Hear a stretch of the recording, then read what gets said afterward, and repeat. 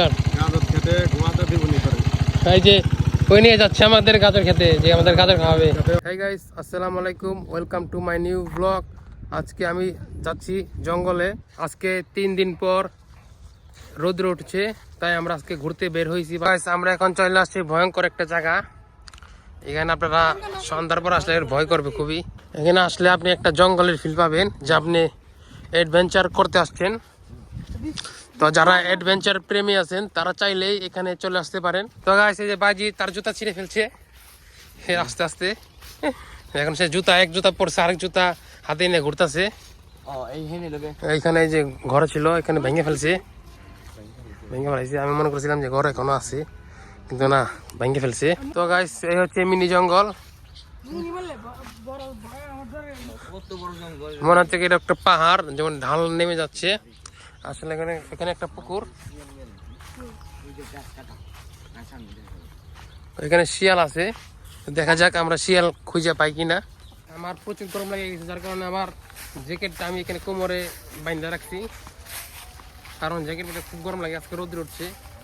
তো গাইস, আমরা এই জঙ্গল থেকে এখন বের হয়ে এখানে চলে আসছি।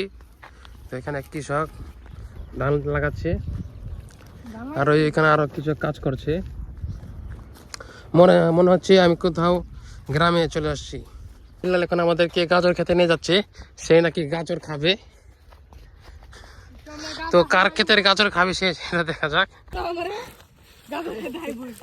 তো গাইস, বিল্লাল যদি গাজর খেতে না নিয়ে যেতে পারে তাহলে বাজি তাকে মারি দিবে।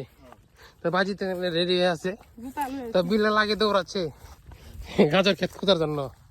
তো গাইস, এখানে একটা ডিপ কল লাগানো আছে, এখান থেকে পানি এসেছে, ওইখানে দেওয়া হচ্ছে।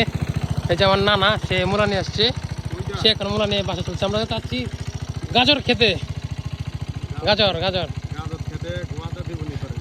এই যে ওই নিয়ে যাচ্ছে আমাদের গাজর খেতে, যে আমাদের গাজর খাওয়াবে। তুমি আর কিছু বলে দাও যে গাজর ওকে দিবে না।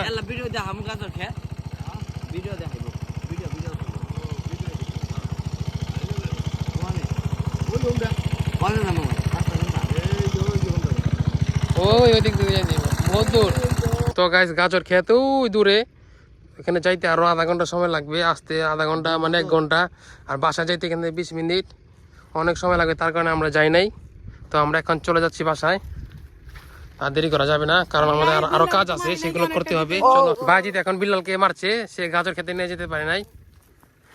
বিল্লাল ডরে দৌড়। এই জঙ্গলে আসলে আপনারা অ্যাডভেঞ্চার ফিল করতে পারবেন, আপনারা ক্যাম্পিং করেও থাকতে পারবেন, কিন্তু রাত্রে থাকা যাবে না, কারণ এখানে অনেক শিয়ালের আনাগোনা আছে। চিবিয়ে খাবে তারা, আপনাদেরকে চিবিয়ে খাবে। তো গাইস, আমরা এখন বাসা যাওয়ার রাস্তা খুঁজে পাইতেছি না। তারা দুজন বলতেছে যে গুগল ম্যাপে দেখতে, কিন্তু আমি বলছি তাদের এই রাস্তা দিয়ে যাইতে, এদিক দিয়ে গেলে বাসা যাওয়া যাবে। এটা তো আরো ভয়াবহ জঙ্গল, তাহলে এই দিক দিয়ে চলো। এদিক দিয়ে তাহলে। তো গাইস, আমরা এখন বাসা চলে যেতেছি। তো যাওয়ার সময় একটা ছোট একটা পানির ড্রেন, তো সেখানে সে পিলার এখন সেখানে পানি খাবে, তার নাকি পানি পিপাসা লাগছে। দেখে যাক পানি কি আসলে সে খাবে কি না, দেখে যাক।